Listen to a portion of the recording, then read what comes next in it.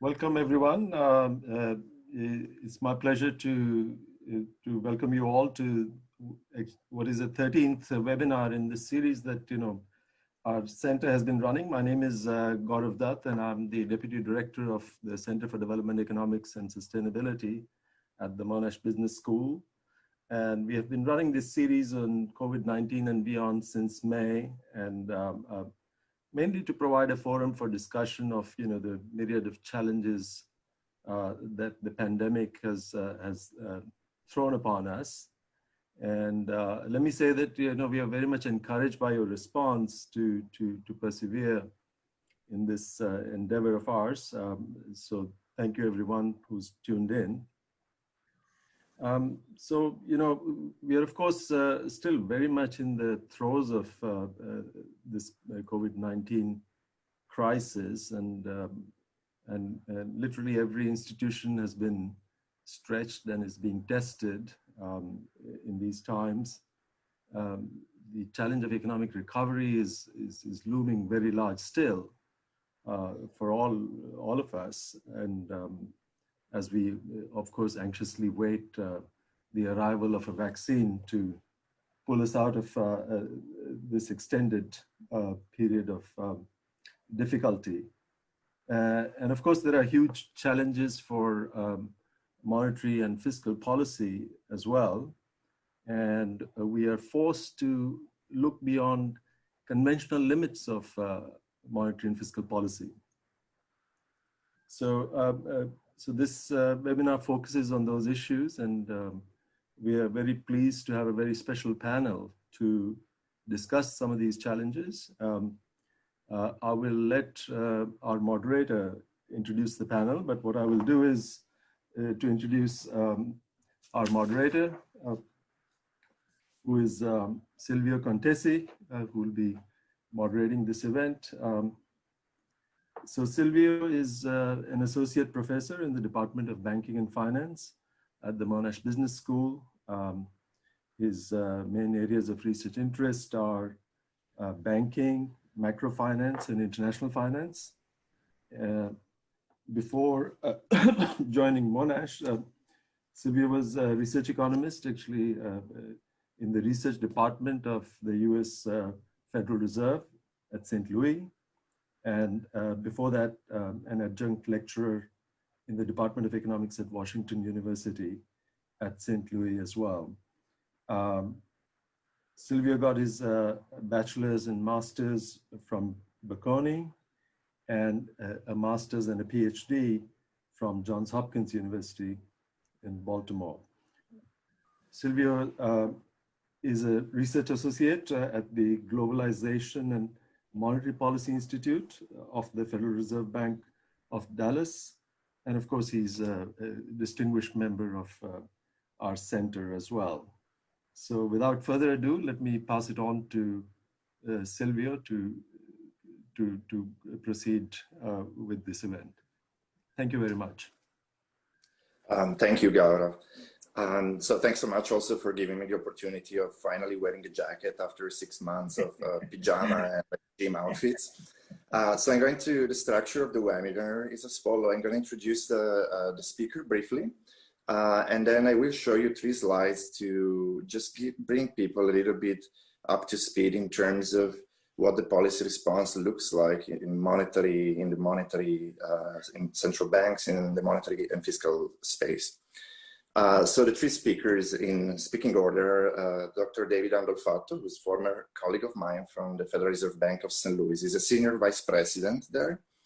And he joined the Fed in 2009 after a pretty long and prestigious career in academia. He was a professor of economics at the University of Waterloo, and most recently, before joining the St. Louis Fed, a professor at Simon Fraser University in Vancouver. He's originally Canadian, of Italian descent, as you can tell from the last name.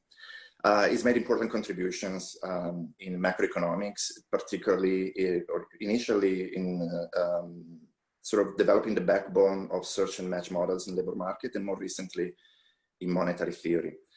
David is also a particularly interesting character as far as macroeconomics go. He's been publicly engaged in the debate in macroeconomics. He has a long-standing blog called Macromania, and he's been very active on Twitter. And I have to say, following him on Twitter, he engages in debate and he almost never gets in trouble, which is a rare skill for economists.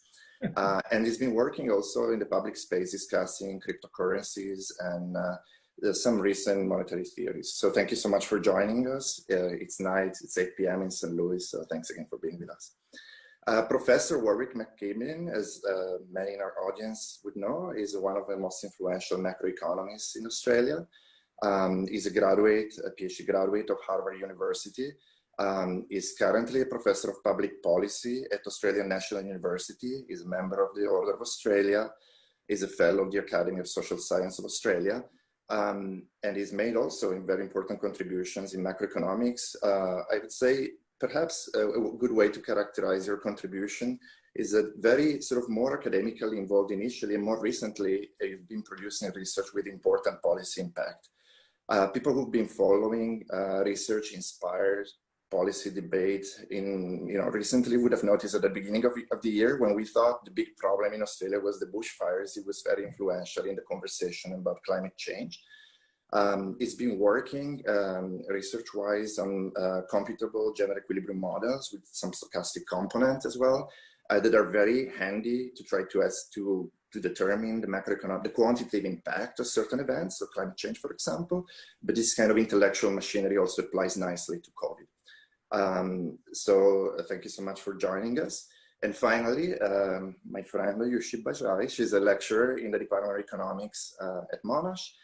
She obtained her PhD in economics from University of California, Irvine in 2017, and she's been publishing monetary theory. But more recently, she's been very involved in studying policy in India. Particularly, she's been studying the demonetization episode of a few years ago. And most recently, she's been writing with the deputy director of the Center for Development Economics, Professor Gaurav Dav, a piece on fiscal policy response in India and the potential for monetization of the debt that, as you know, has been historically recently a pretty taboo topic for economists, but it's coming back powerfully in the conversation given the large imbalances in the fiscal space that we're observing. So before I let David speak, I'm going to show you 3 slides just to sort of give you a little bit of the framework we're discussing. So the structure of the webinar, David will be talking a little bit about the US economy and where we stand with a succinct coverage of the monetary and fiscal responses.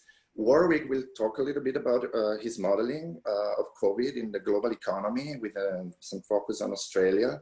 And so looking a little bit forward in terms of quantitative models and estimates of what may happen in the medium run. Whereas Ayushi will be focusing more on the fiscal response in India. So how do we deal with these large fiscal imbalances going forward? So if I can get the slides up from Shahab. So the first to look at essentially at the central bank monetary policy response.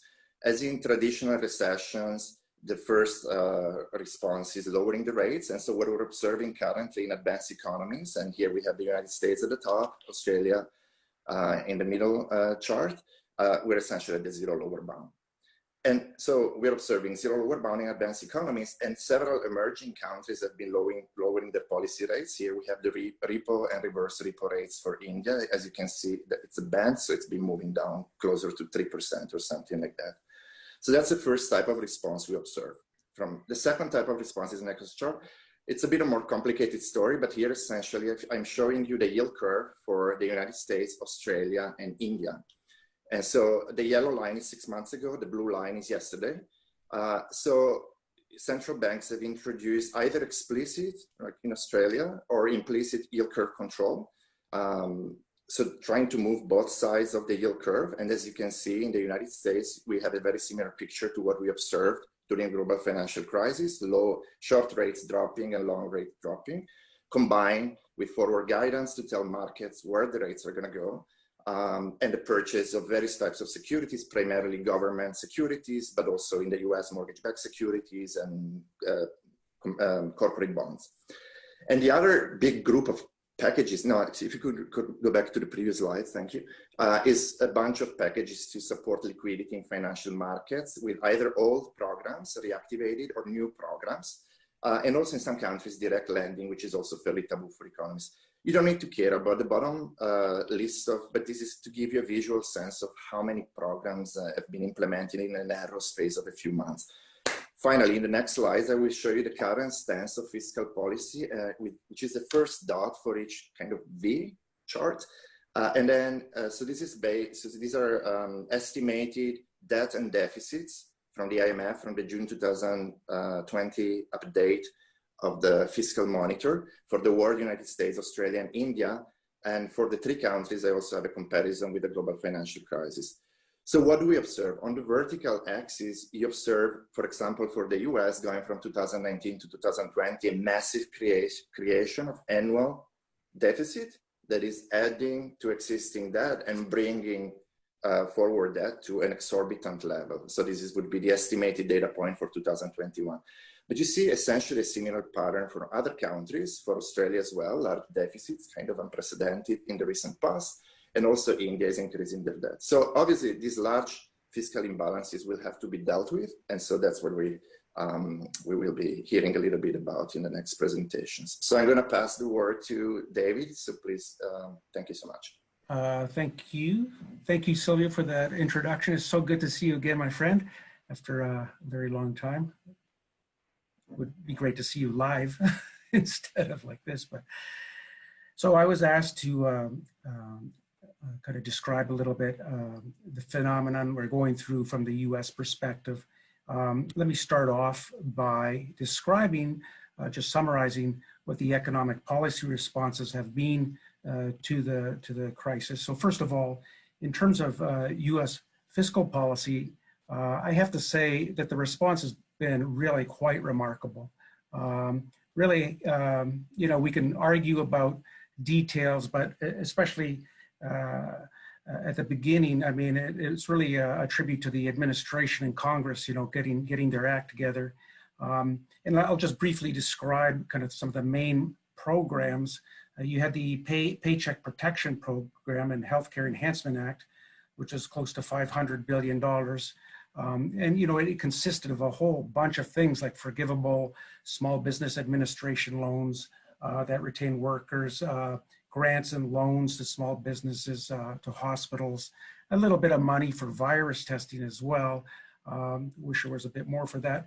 But the really big intervention, of course, was the so-called CARES Act, the Coronavirus Aid, Relief, and Economy Securities Act, which was $2.3 trillion, over 10% of US GDP. It was really just a massive amount of funding. And this covered a whole bunch of stuff, right? From one-time tax rebates to individuals. There was money there for enhanced unemployment insurance benefits. There's money set aside for people in a vulnerable position in terms of food availability, so a food safety net. The act provided some backing for the Federal Reserve as well for its emergency lending facilities, which fall under Section 13.3 of the Federal Reserve Act. It's kind of like an interesting kind of relationship there that the Fed kind of felt as if it needed Treasury backing for some of these emergency lending facilities. Be that as it may, the support was made available by Treasury. There were also forgivable small business administration loans for employee retention, aid to hospitals, aid to state and local governments. There's also some money put aside for international assistance. It was just a massive intervention. And then we've had other lesser known acts, which were a little bit less, but still substantial sums. The Coronavirus Preparedness and Response Supplemental Appropriations Act, and the $200 billion Families First Coronavirus Response Act. So all together, all in all, a really massive, very timely, very, I think, you know, given the way Congress works, we have to be pretty happy with this initial response. Now of course, things are kind of are expiring, and there's the question of whether a new act with some supplemental monies will be forthcoming, and there is some delay in Congress, but at least the initial package was really quite impressive. Monetary policy, I think, was also equally impressive. The Fed acted right away by lowering the federal funds rate, as Silvio showed in those graphs, basically to the so-called effective lower bound. We engaged in all sorts of purchases of U.S. Treasuries and also agency securities as needed. We greatly expanded the overnight and term repos, lowered the discount rate. We also took measures to broaden the US dollar swap lines to more central banks around the world. And actually the Fed went so far as to provide a repo facility for foreign monetary authority, something that Jane Ehrig and Jane, who's at the board, wrote a couple of blogs last year, kind of imploring the Fed to actually make this repo facility available for domestic uses. And the Fed goes ahead and makes it available to the foreign banks, but hopefully it'll be made available domestically as well at some point. The Fed also introduced a number of facilities designed to support the flow of credit in the economy. And in some cases, these facilities, as I mentioned, were supported by the Treasury through the CARES Act. Some of these facilities were the old facilities that were kind of brought to bear during the last financial crisis in 2008 and 9, the commercial paper funding facility, the primary dealer credit facility, the money market mutual fund facility, and a number of these facilities were new. I mean, I've listed them all there. There's a lot of them. I mean, you can go and read about it. Silvio had a list, but the main thing to just take the takeaway here is, look, there was a financial crisis brewing there. I mean, there's a lot of uncertainty out there, and the Fed intervened in a very decisive manner in support, with support from the Treasury, to calm the financial markets down. And these emergency lending facilities, I think, really did the trick. Now, I mean, there's people can complain about whether they were sufficient, or there's perhaps more money needs to be made to kind of state and local jurisdictions. You know, we can argue about that, but again, the initial response from Fed and Treasury, the government, I think, was just massive, and as well, there were kind of supervisory and regulatory actions as well. So, for example, lowering capital requirements for banks, making it easier for banks to basically lend to distressed borrowers. So the monetary and fiscal policy response, I think, was just massive and very timely and very good. Having said that, I mean, you know, the impact was severe, right? I mean, we knew this going in. I mean, I was tweeting about it back in March. I mean, several people were saying, this is the St. Louis Fed, Jim Bullard was saying, this is going to be bad. This is, we knew that employment was going to contract severely because we were actually asking affected sectors to basically stay home. You know, for the purposes of like, the interpretation was that unlike a standard kind of recession where the unemployment is kind of, you know, a wasted resource, what we're doing here could be better interpreted as an investment in public health, especially early on, and to relieve the stress of the hospital facilities as well. Now, we figured, and as the data bears it out, that the effects were going to be borne disproportionately in the population. And there's a number of ways you can demonstrate this. Here's a diagram I just came across just recently. It measures the employment rates by wage quartile with index to 0 earlier on in the year, I believe. And you can see that the top wage quartiles, I mean, every wage quartile suffered, but the lowest wage quartiles suffered disproportionately more. There's been some recovery. Recovery seems to be having petered out a little bit near the end. I'll come back to that a bit later. In terms of unemployment rates, again, you can dice the data across, you know, various demographic characteristics. Here I've done it by educational attainment, and you get the usual thing. We know that the unemployment rate tends to be higher for less educated individuals. It tends to go up more for less educated individuals.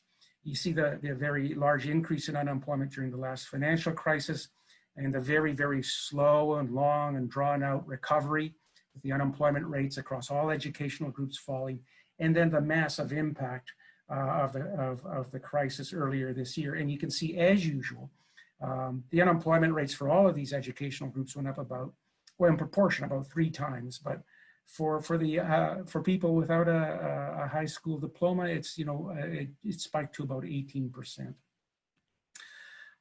Here's a very interesting graph. This is very unusual and very interesting, I think. And what I'm plotting here is in the orange line is plotting the personal disposable income, okay, of the household sector.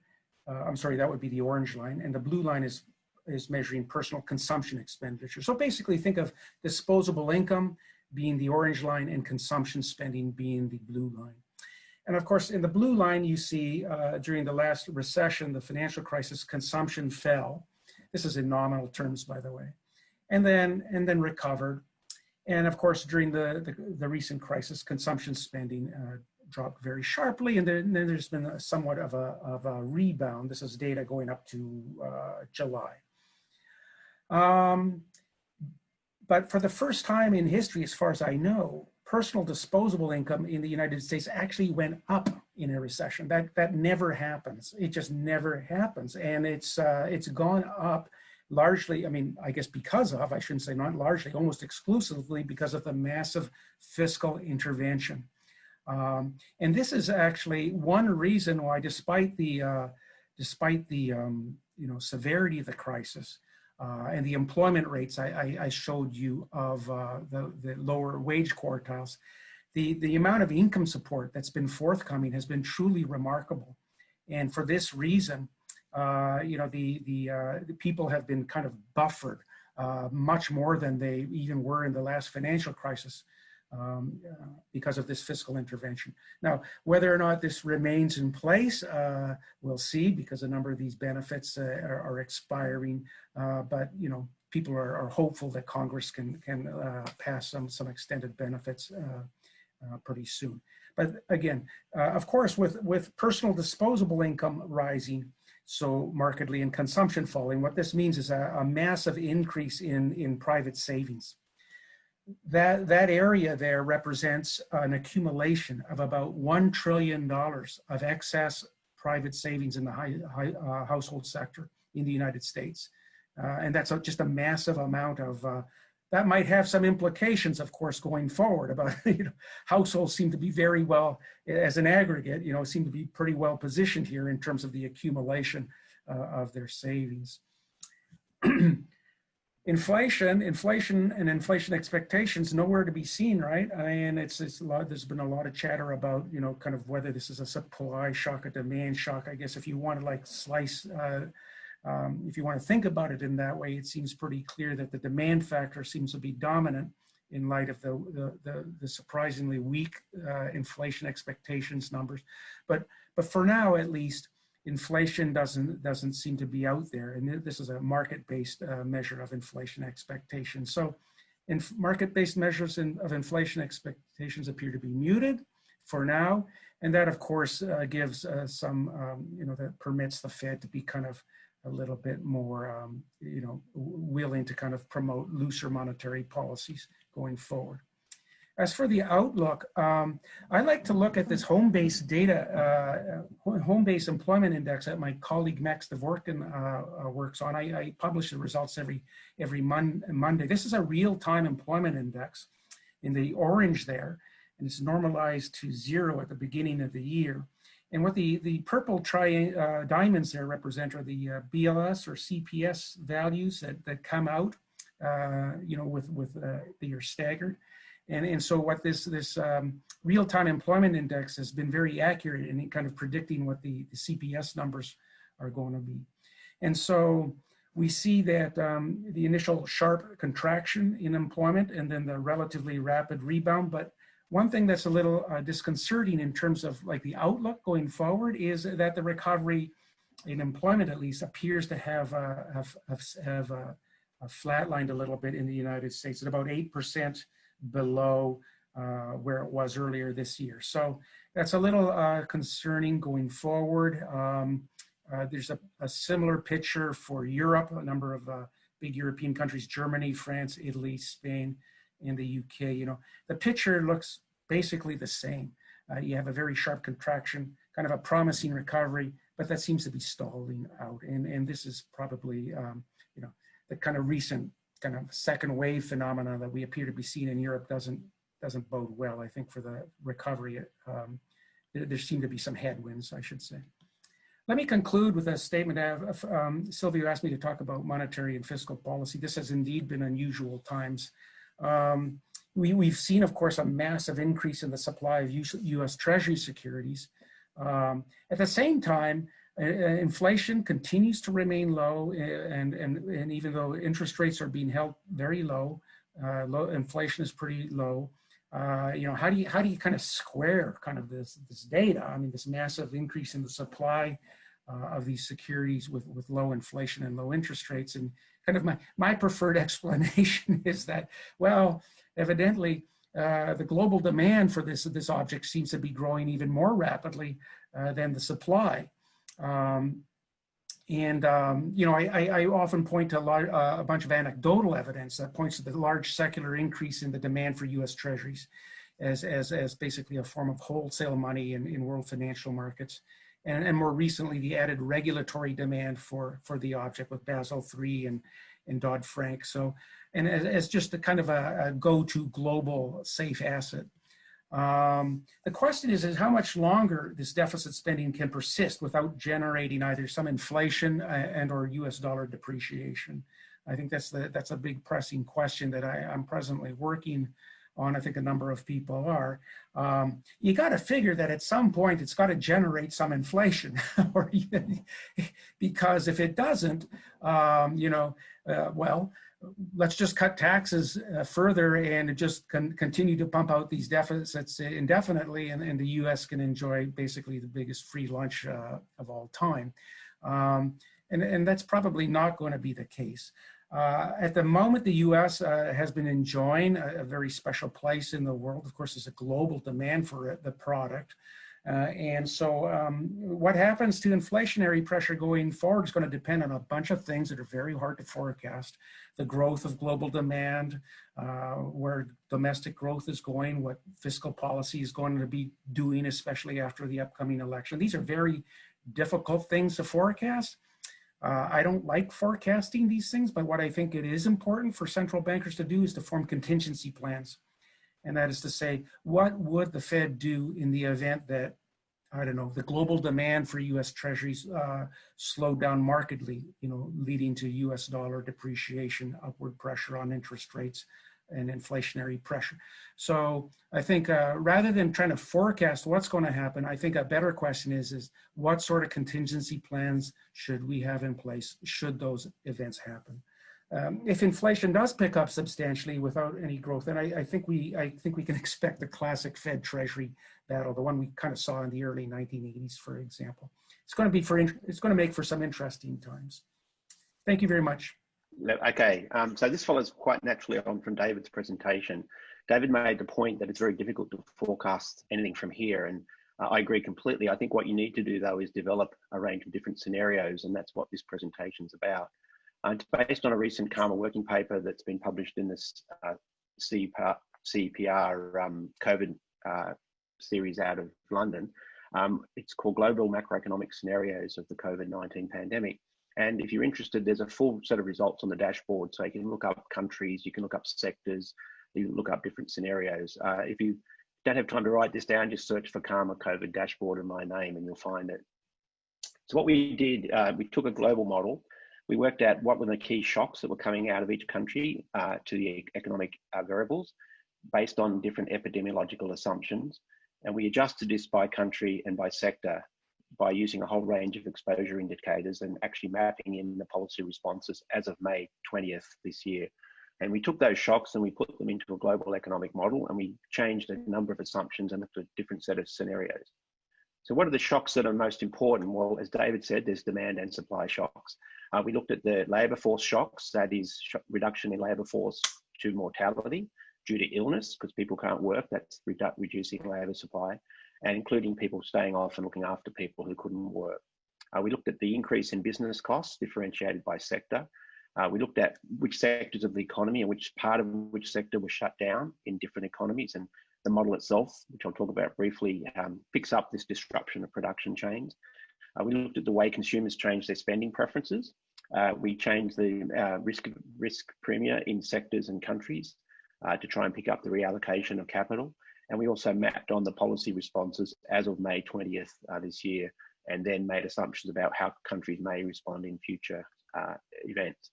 So in this paper, there's 6 scenarios. I won't go through a great deal of detail. The difference across the scenarios really comes down to different assumptions about how many waves there are in each country, and then how the government responds. So scenario 1 was the most optimistic scenario from May 20th. That is, we projected out the epidemiological curves for countries that hadn't already been through their first wave, made assumptions that the governments would succeed. There'd only be one set of, if they implemented a lockdown, then they would, we'd model the lockdown. If they didn't, then we assumed there was no lockdown. And we assumed, like most influenza outbreaks, or most pandemics, there's a mild second wave in the second year. But basically, a vaccine comes along and everything is fixed subsequently. The second scenario has another set of waves, and we have lockdowns, and we have the same outcome in the second year as we had in the first year. And then this never dies away. So we have 2 years of lockdowns, 2 years of pandemics, and then an exponentially decaying pandemic thereafter. Scenario 3, we assume that countries open too quickly in the first half of 2020, and there's a second wave, a major second wave in the second half of 2020. If there were countries doing lockdowns in the first wave, then they do the lockdowns again in the second wave. And then there's another wave in the first half of 2021. And the same responses that each country followed in the first wave will be carried right through, but then the vaccine comes. The fourth wave is 2 waves in 2020, another 2 waves in 2021, and then the vaccine comes and takes things away. The fifth wave was what if countries that had lockdowns in the first wave remove lockdowns thereafter? So we're trying to pick up the differences from the lockdowns versus the changes in behaviour. And the final wave, the final scenario, was what if your country gets it right, i.e. your country's doing scenario 1, but every other country gets it wrong.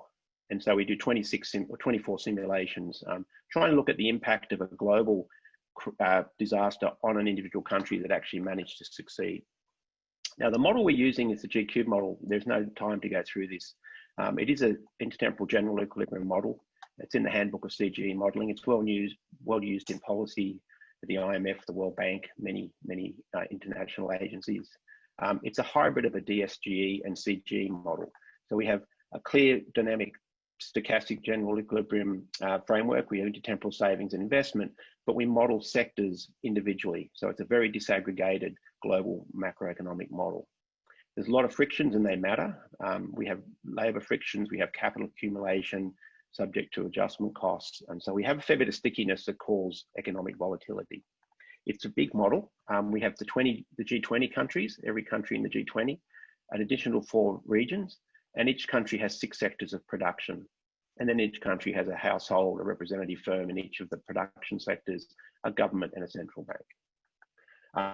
Now, what I'll do here is, I won't show you a lot of details because we have results for all countries, but you can look at the paper or the dashboard. You can see that as we move from scenarios from left to right, we're getting more and more infections. We're getting more and more loss of life. So we map the infections onto the death rates. Just to see where we're going at the moment. Scenario 1 was what happened if Australia succeeded in May this year. It turns out we're probably up around scenario 5 in terms of death rates. The US, if you look at the death rates, we're now up to close to scenario 5, where we're getting close to 200,000 people. So the interesting question then, and it touches on what David said, is what happens to real GDP? Now, there's a lot of economics going on in the background here. Let me explain what this chart is. This tells you the percentage difference of GDP relative to what it would have been in 2020. So let's take Australia in scenario 1. If Australia was going to grow at 2.57% during 2020, then this says that Australia's GDP would be 6% lower than it would have been in 2019, but it's 8.57% relative to what it would have been in 2020. So this says that the Australian economy would shrink by about 8.5%. And remember, we've got the fiscal responses in here, we've got the monetary responses in here. As you move across the scenarios, you can see that the economic loss gets worse and worse. More loss of life, more shutdowns. The shutdowns have fairly large economic costs, but the behavioural responses of households and firms also have fairly large economic loss. And you can see, if you compare scenario 6 to scenario 1, it says if Australia gets it right, which we haven't yet, and the world gets it wrong, you lose another 1% of GDP from the spillover from the global recession. Interestingly, the US, the numbers for the US are very similar to what David presented. We're way away from scenario 1. Here we have 12% GDP loss. By the time you get out to scenario 4, which is where we're heading, given the lack of attention to the pandemic or successful policy intervention, we're getting up around 17% loss of GDP relative to what it would have been in 2020. So probably 14% relative to 1919. And the employment numbers are actually even larger. So for Australia, the JobKeeper package is a big factor in this -6%. But you can see that as the second wave comes through, and so scenario 3 is where we are in the second wave, we're starting to get more and more unemployment as you move across the scenarios. And again, for the US, we have 14% for scenario 1. We're heading well towards scenario 3 at this point, given the emergence of a second wave and the lack of a coordinated response to the pandemic. So that's quite a bleak picture, very consistent, I think, with what David said, very consistent with what the IMF and World Bank have been projected. I've been working very closely with both international agencies and helping with some of the modelling work that's been going on there. The question then is, well, what do we need to do from now on? And there's a brand new paper that's coming out this week in the Oxford Review of Economic Policy with David Vines, looking at what do you do in this world? And so what we really need is further policy responses. There needs to be a coordinated macroeconomic policy response to offset these massive losses in output. The problem is there's a lack of global leadership. There's a lack of coordinated fiscal policy. We don't have the same response in the G20 that we had during the global financial crisis. We don't have the British, the American, the Australian leadership at the international level. This means that what we need is there is an important role for the IMF and the G20 to try and stabilise the global economy. We haven't seen anything yet in terms of the impacts in countries like India, Brazil, Indonesia, the emerging economies that are going potentially on the precipice of financial crises. And so what we did was we said, look, what if countries actually could do something? What if the G20 got together and they acted to try and respond? How would you do it? And so we used a scenario 5 from that previous study, and we look at various coordinated responses. Now, what do we have on the macro space? Well, we have monetary policy, but as David pointed out, and Sylvia pointed out, interest rates are effectively zero. So the goal of central banks at this point is to maintain liquidity, to prevent a loss of confidence, to prevent financial crises. There's a lot of loan guarantees in the system. There's a lot of responses which are non-conventional monetary policy. But really the goal, I think the lever that you need is fiscal policy.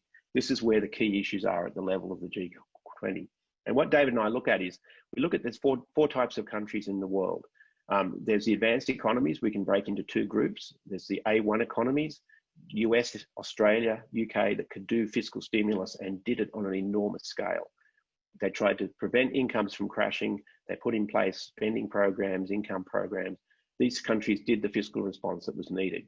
The A2 countries are countries like Italy that would like to do a fiscal stimulus, but either because of the existing debt constraints or the fact that they're in a system like the Eurozone where they can't do very large fiscal stimulus without disrupting the rules of the system. And we look at what happens if those second group of countries were able to do fiscal stimulus. The third group of countries are the emerging countries like China, who did fiscal stimulus, were able to do so. And in the fourth group of countries are countries like Brazil or Indonesia that could not do a fiscal stimulus of any magnitude. And that's where the biggest benefits would be to the global economy, is if we could get a more balanced stimulus. So this chart shows you, this is from the IMF, but it's in our paper, the scale of spending measures and the scale of loaning guarantees across a whole range of different countries. And across the G20, we see there was a fiscal stimulus of around 4 to 5% of GDP. The US here number looks different the US number here, David's already talked about, a massive fiscal stimulus in the system. Australia, a massive fiscal stimulus. So what are the gains to coordination that we find? Well, the goal here is to get a coordinated fiscal stimulus, a much larger fiscal stimulus in the A2 and E2 countries. And we model it as a fiscal policy. And we also look at what we think will happen to global risk premia. So there's two levers here that impact on the global economy, the change in global risk and the change in spending. And what we find is what we need is a cumulative fiscal stimulus. And we're doing this as tax cuts in the model, but in emerging and constrained economies of around 12% of GDP over 3 years. And this implies about $3 trillion worth of government debt in the global economy over the next 5 years. This is a large fiscal stimulus, almost unprecedented, but it's what's required to prevent the world going into a very severe Great Depression. And just to give you I'll just finish up with some numbers here. So if you look at, these are the advanced countries, A1, A2 for the advanced countries who are constrained, emerging markets that aren't constrained, emerging markets that are constrained. This is the change in employment we get from doing this global stimulus. And for A1 countries, it's interesting, there's no extra stimulus in the A1 countries at all, but they get an extra 2.6% employment because of the increase in demand in the emerging countries. The A2 countries end up with 7 to 8% extra GDP. Now that's compared to a crash of 15 to 20. So this is not complete recovery. This is offsetting about a third of the contraction in output. But you can see right across these economies, the employment effect is quite substantial. The GDP effect is less so, but still substantial. But it does lead to very large increases in global debt, and it particularly leads to very large increases in trade deficits in those countries that are receiving that are doing the fiscal stimulus. So that's where the coordination is required, is to stop the international financial markets from penalising countries from undertaking necessary fiscal expansion. So to conclude, the world's in a serious global recession. I think it's a lot worse than people think. It's certainly a lot worse than financial markets seem to be inferring. We need to have something like the GFC response in the G20 leaders meetings. We need to have serious global leadership. I don't know where that will come from. Maybe it will come after November. The pandemic is getting worse. And even if you have a vaccine, which I'm skeptical that it will be effectively introduced within the next year or so, even with a vaccine, which we assume in some scenarios, the economic losses will be large, but they can be reduced but not eliminated by appropriate coordination of macroeconomic policies. So this follows actually very nicely after Warwick's talk, because he talked about emerging markets, how the fiscal response can be financed. And that's sort of what I'll focus on here, using the Indian case as an example, but this could be much more general. And this is joint work with Gaurav, who we met in the beginning, and he'll join us back for the Q&A session. So yeah, the key question we want to ask here and address is how to finance the fiscal response to COVID-19. And should that necessarily lead to unsustainable fiscal deficits, government debt, and by implication, a higher tax burden in the future? And then we say that's not necessarily the case, because there is the alternative where the central bank can step in. So this can be in a domestic context itself. So central bank can step in, it can buy the government debt, and then it can write it off fully or partially. We can discuss how much of that can be written off. But the point here being that this will be an intervention which will inflict minimal cost to the government and society at large as well. So this, of course, is under the broad umbrella term of debt or deficit monetization. And before we go into further details of how this might work, it's good to sort of clarify different meanings that are associated with this term. So one is direct monetization, which is what I suggested just now, where the central bank directly intervenes in the primary market and buys government securities.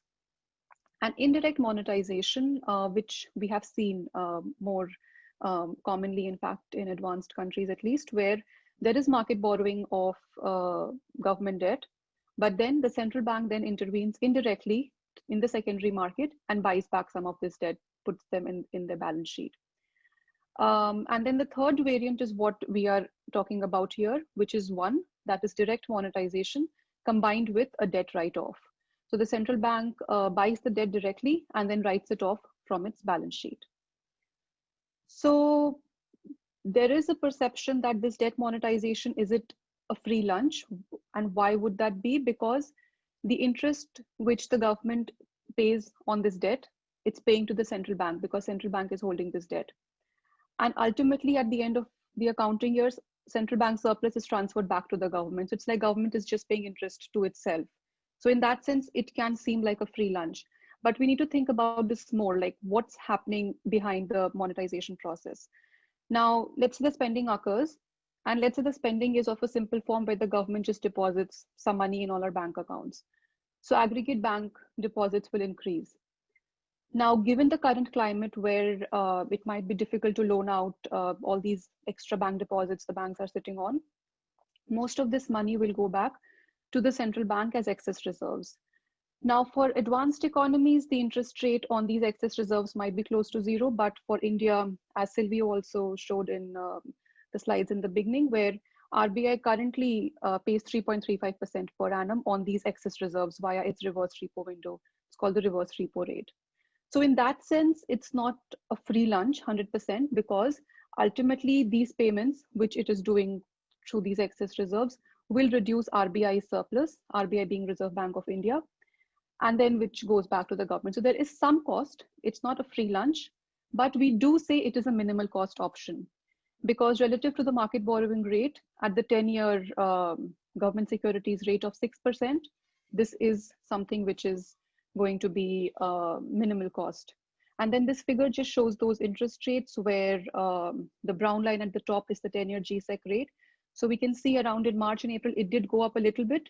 So like David talked about the US securities, that's a very different market compared to emerging market government securities. So we need to think about, okay, what happens to the interest rate? Is there enough demand and so on?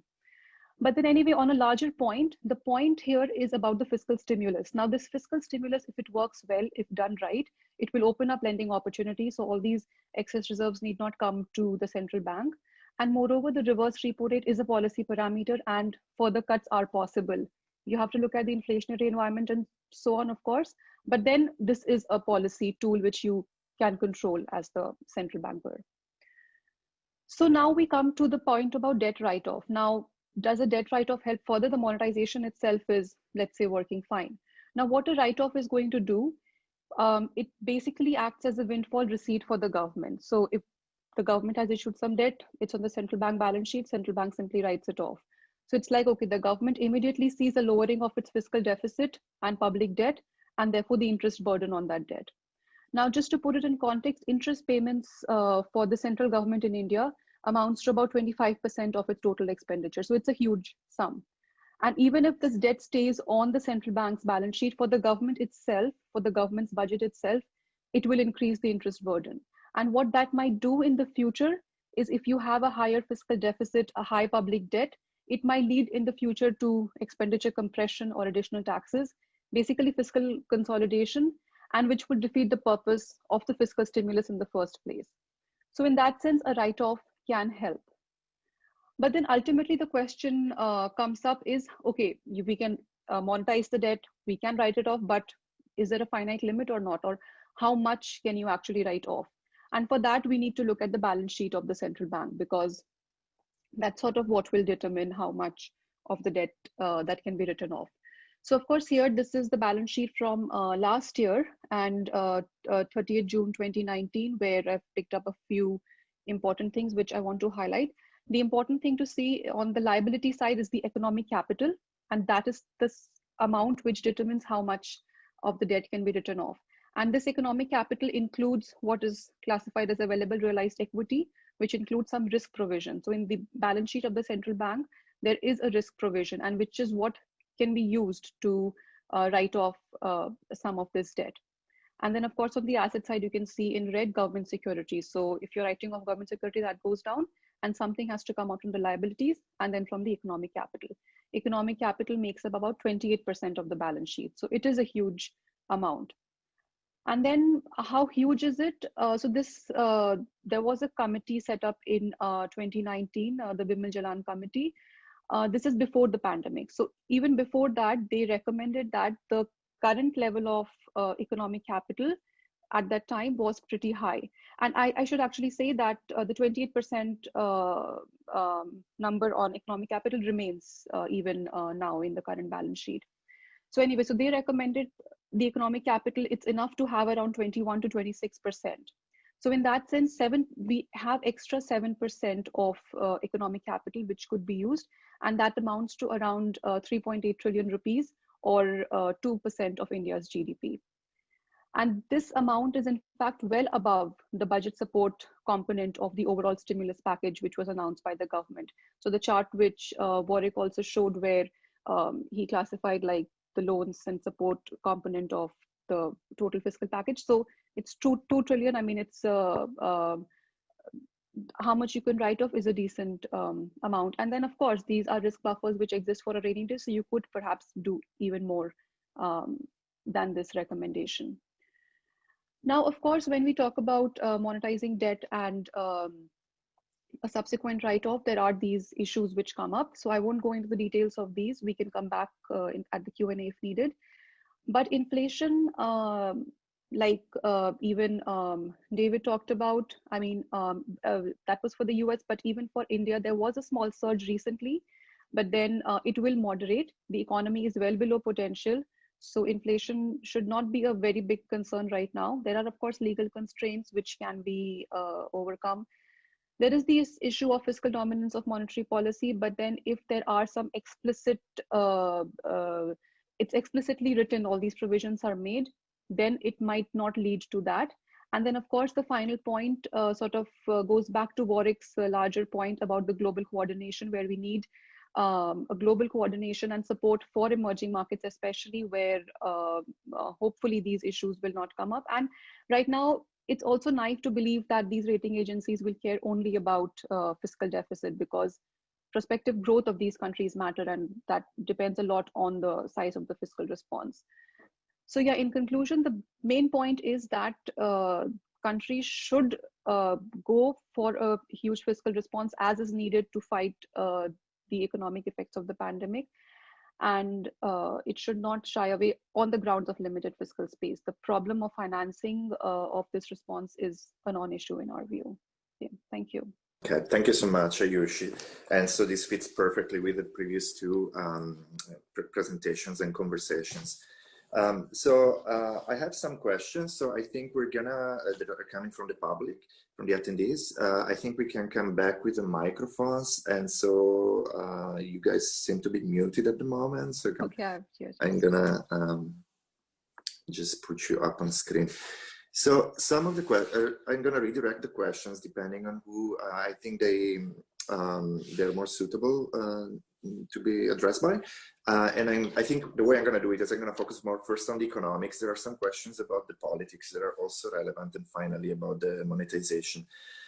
So the first question I'm going to ask to, or redirect from Benjamin Wong from Monash.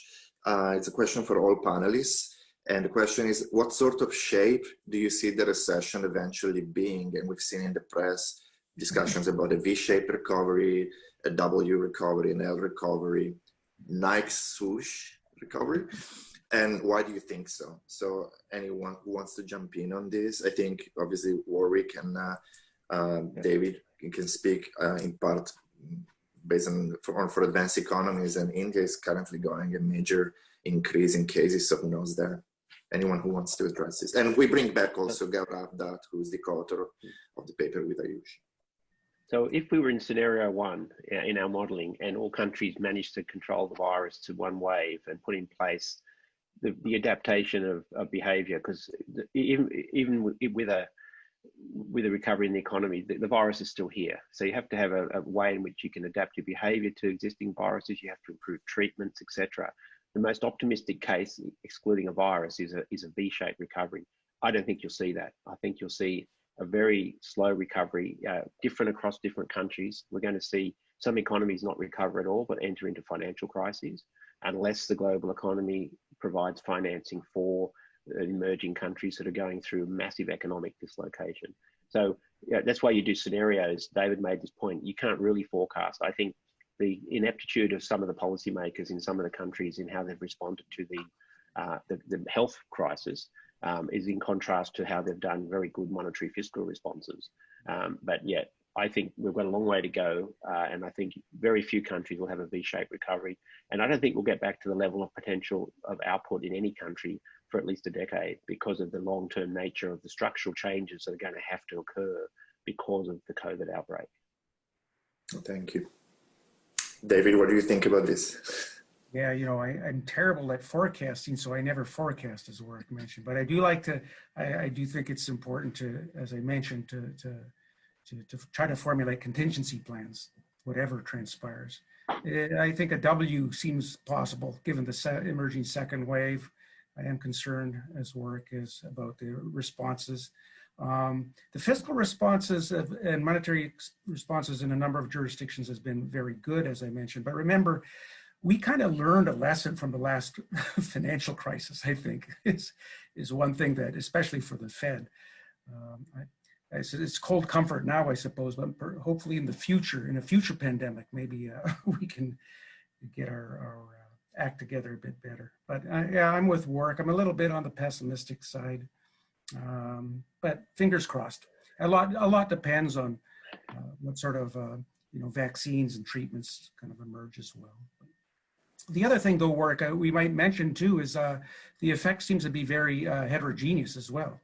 There are sectors of the economy that seem to be doing just fine, you know, and especially we do see the mega cap stocks in the United States, the Amazons, the Apples, you know, they seem to be doing fine. And home building in the United States is actually booming.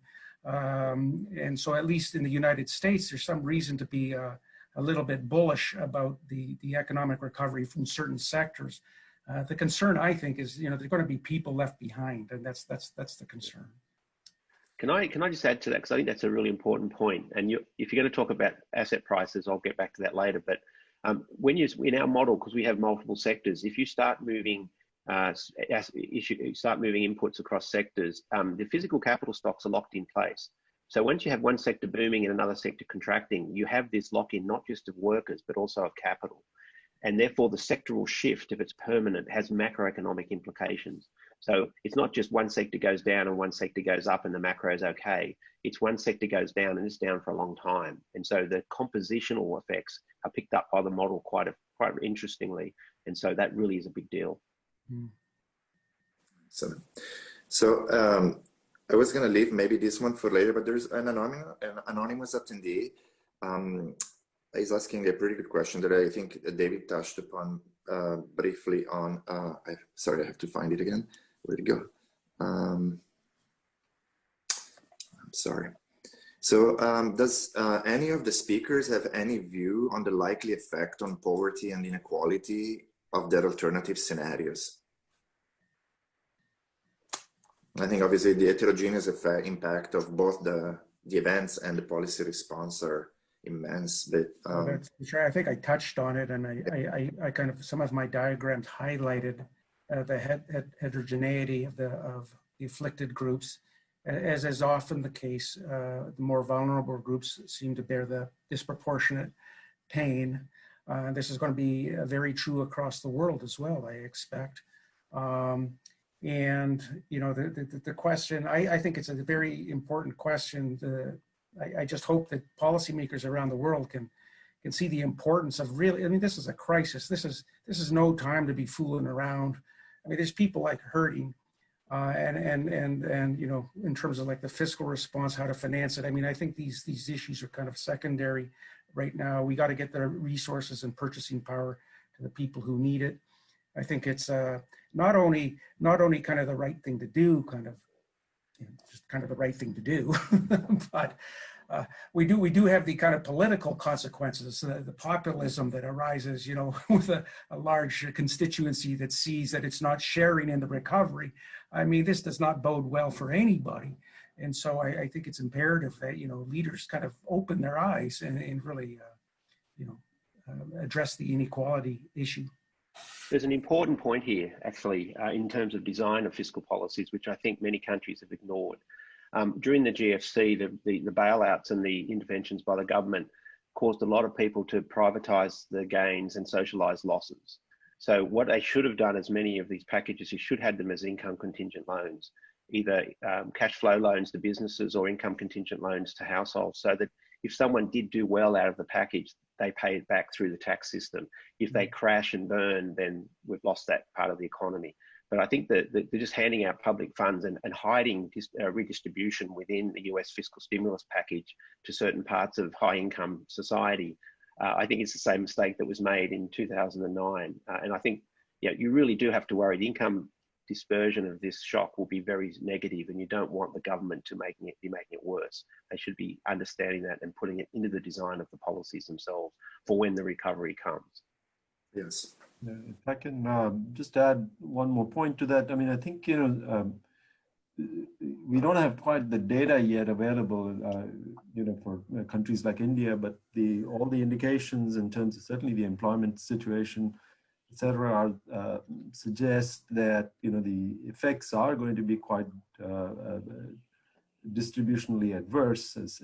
So one needs to look beyond the average impact and really look at the distribution of the impact as well. I think the challenges for countries like India and some other emerging market economies is that I think we have to be really thoughtful of the context in which we're talking about fiscal stimulus. I mean, I think it's a tragedy in the Indian context that the overall package, actually only 10% of the package is really what could be genuinely called a budgetary support component. The rest is all loans and guarantees and of various kinds.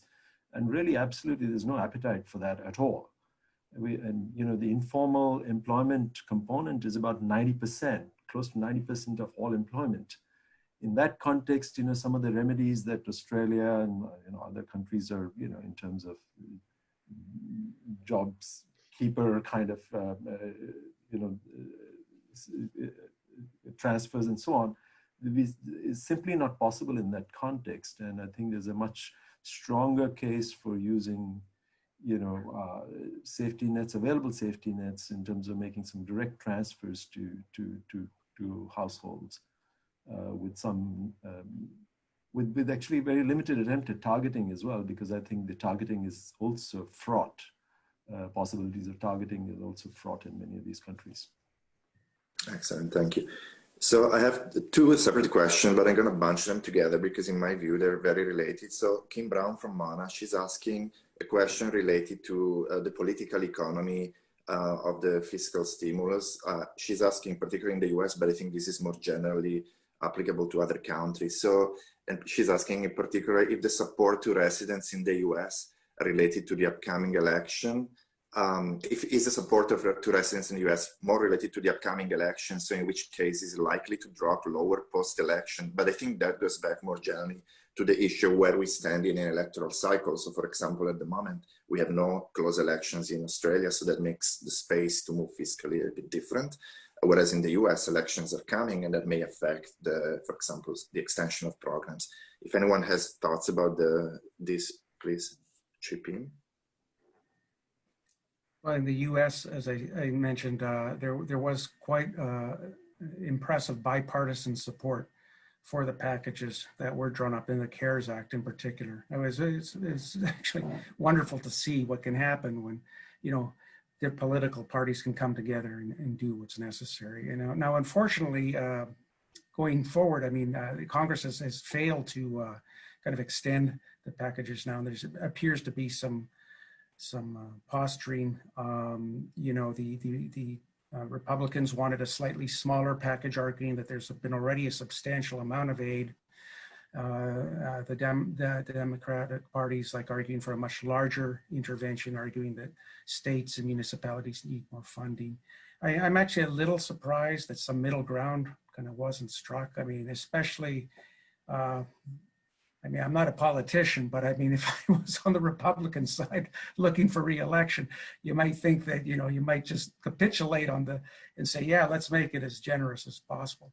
Notwithstanding the concerns that Warwick raised in terms of the mistakes, I guess, of not taxing back windfalls. I don't think this is the time to worry about that. I think you can worry about, that falls under the rubric of how to appropriately tax. This is not the time, I don't think, to think about it. It'd be good, I guess, to think about it, but What's important, I think, right now is to make sure that some money is getting to the people who need it. And I'm a little bit surprised, actually, to be quite frank, that Congress hasn't been able to come up with a deal. And heaven knows what's going to happen after the election. I have no idea. Okay, thank you. If I could just add to that, because I think this is a critical point. A lot of the funding finished on July 31st. So there's tens of millions of Americans who have no income. This is a massive mistake. We're talking about a bill that was in Congress. The Democrats are looking for 3.4 trillion. The White House Republicans are talking about, about $1 trillion. There's a big difference there. And the point David makes is critical. The Trump administration wants to not give any money to states and local authorities, but states in particular, who are at the forefront of fighting the health battles. They have to fund a lot of the interventions. They mostly have balanced budget conditions. So as revenue dries up and as outlays increase for medical purposes, they have to slash and burn employment. They have to slash and burn programs. That is a really big negative fiscal shock for the US economy. I just don't think people are appreciating the pressure that's being put on tens of millions of people at the moment, and the spending effects on consumption are really going to be quite clear in the data within the next few weeks. And I think this is a big problem. Or can I add to that a little bit? I'm not an expert in the area, so what I'm about to say, take with a grain of salt. But my understanding is it's a little bit more complicated than that. It's true that the states, most states do have something that resembles balanced budget, but that's a policy choice. I mean, that they could, if they wanted to, if there was the political will, they could get rid of that and they could go out and borrow. And there's a question of at what interest rate, but the Fed has intervened as it provided a municipal lending facility. I'm afraid it's a little more. I'm a little more cynical that a number of states are use these episodes as arguments for kind of paring back state spending, and that simply making the funds available will just make it harder for them to come up with those cuts. But it's not necessarily. I mean, I understand that there is the hurdles, the state constitution, but these things in a crisis. I mean, if your people are starving, if the hospital workers need equipment, I mean, it can be done. You just need the political will. You don't need the federal government necessarily, although it would be easier, I grant you, if the Fed stays that. So I think generally, something I've noticed, for example, I'm going to chip in Italy, in Australia, and the US, I think the COVID crisis has brought up all these underlying conflicts in the federal-state relationship. This is even true in Italy, which is generally a weak federal country. And there's no clear solution to these conflicts. So I have a couple of really good questions, but I'm going to move more to the fiscal policy side. So I have a question for Paul Coughlin regarding the monetization of the debt. And so it's focusing on Australia, but it's really essentially extendable to other countries. I've noticed that the increase in the Australian federal deficit is largely balanced by a similar expansion in the Reserve Bank's balance sheet.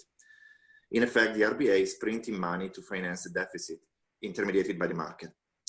We have seen the usual repudiation of modern monetary theory by all concerned, but in reality, are we not seeing MMT in action?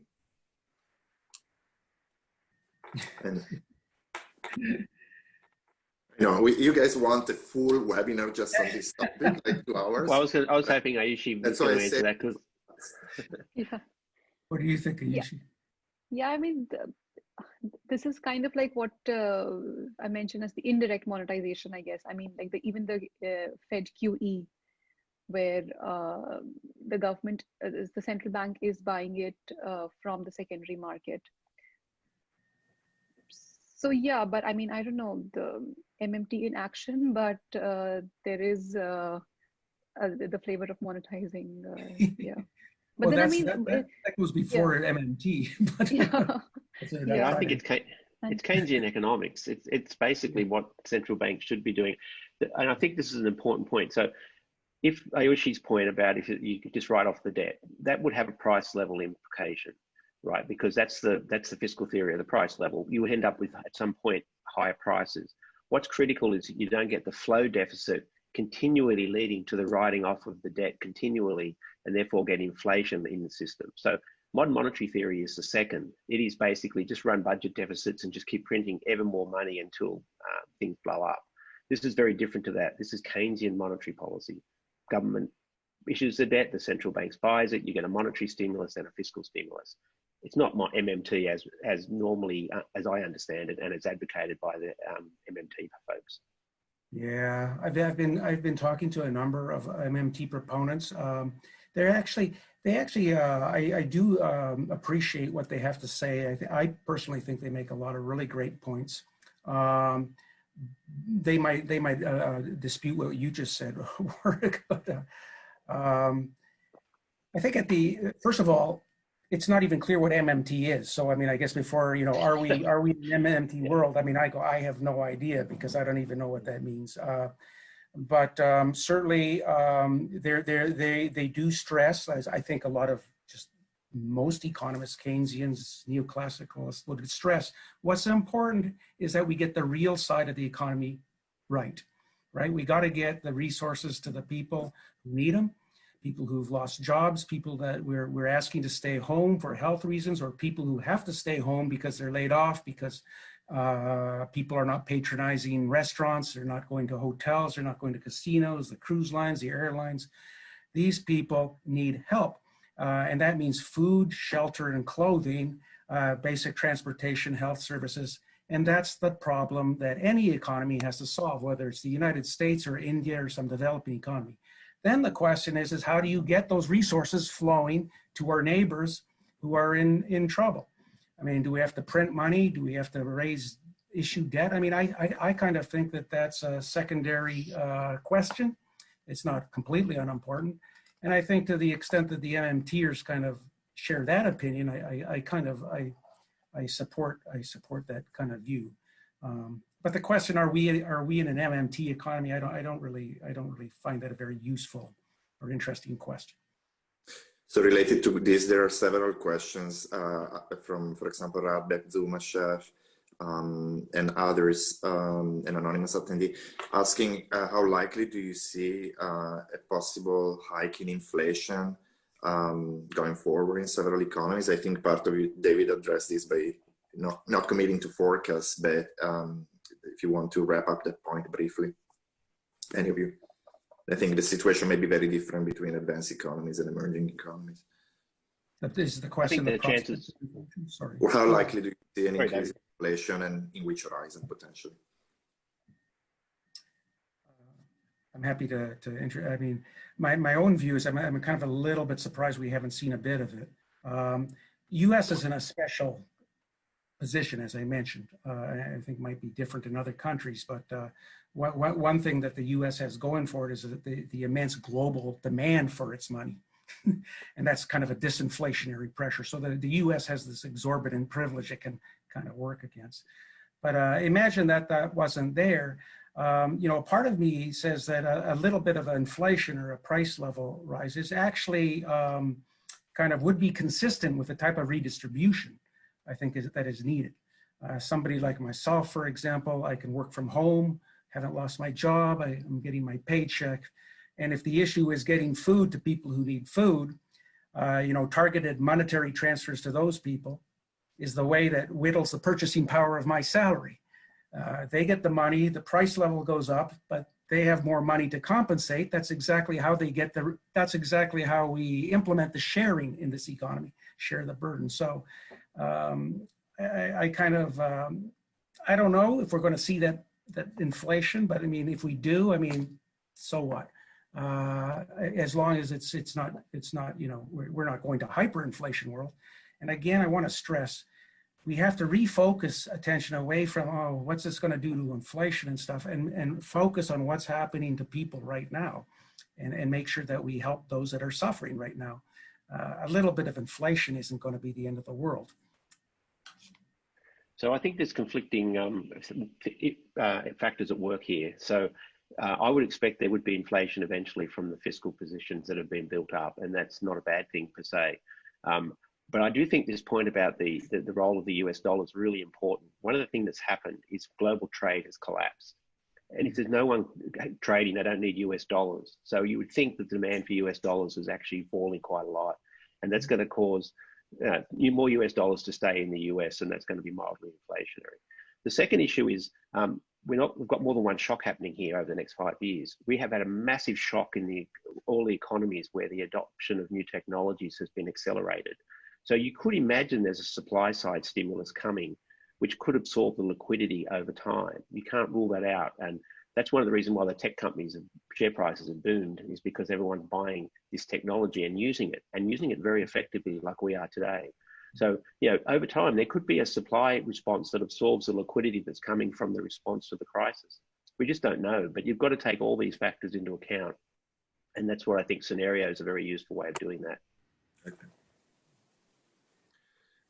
One last question, and I'm going to use this as a platform because we've been discussing behind the scenes about the possibility to actually have a future seminar on a related topic, a webinar on a related topic. So Anthony Harris, I believe from Monash, is asking, arguably, this is not similar to previous recession insofar as it may have introduced behavioral changes, for example, attitudes to risk, saving, travel. What do you see as the importance of these behavioral changes, and what difference does this make to traditional fiscal and monetary policy, if any? Well, I think it matters whether it's permanent or temporary. I mean, if in fact this goes away tomorrow, then we go back to the way we were perhaps. I don't think it will. So I think the behavioral changes will be permanent. I think there'll be big structural changes in economies because of that. And that means that you need to worry about what's happening below the macro economy. You need to know what's happening in individual sectors. So I think monetary fiscal policy still plays a role, but I think you need a lot more detail in the models that we're using, for example, to understand what the macro responses ought to be going forward. Because these relative price shifts that we're seeing with COVID, we've been actually seeing for 15 years with China emerging, India emerging, a lot of change in the global economy, and the macro models we currently have don't have enough detail to understand the transmission process within countries. Yeah. The U.S. World economies did undergo kind of a little mini structural transformation back in 9/11. For example, if you remember, this is kind of like a much larger shock, but it's a little bit like that, right? I mean, we had the 9/11 shock, and that forever transformed how the airport experience. We used to show up half an hour before the flight, and now we have to show up 2.5 hours before. We go through security, and it takes some time to adjust. But at the end of the day, there's, more and more people can't remember what it was like to travel. In the old days, I would say, David, that's because you haven't been to Australia recently, because the travel experience is much more pleasant in Australia than it is in the US or in Europe. I think that Jim, actually, my boss, Jim, your former boss, Silvio, makes a point. We have these, the prospect of very cheap, fast tests coming out right now, saliva-based tests. It's just like, okay, it's going to be a hassle. I mean, everywhere you go, you're going to have to take a little test. It's very cheap, very fast. And before you can, it's just like going to the airport. I mean, you have to go through an extra security check. You go into the restaurant, you're going to have to get checked. You're going to have to do the test. And there's the possibility work that it's just the world kind of adapts to kind of what it's like to have these viruses around, and the type of precautions we have to take, same as the way we reacted to 9/11. Notwithstanding that, I do believe what you're saying is true. I do believe there could very well be a lot of profound structural changes in place, many of which were in place, as you mentioned before, with the pandemic kind of accelerating the existing trends. Yeah, very well. Thanks so much. I think it's about time to wrap it up. So thank you so much to the speakers and to the organizer. I think this flowed really, really nicely. It shook me out of this boredom of COVID a little bit and made my brain work again for once. So thank you again, and thanks to the attendees, and hopefully see you next time for another webinar. Thanks very much.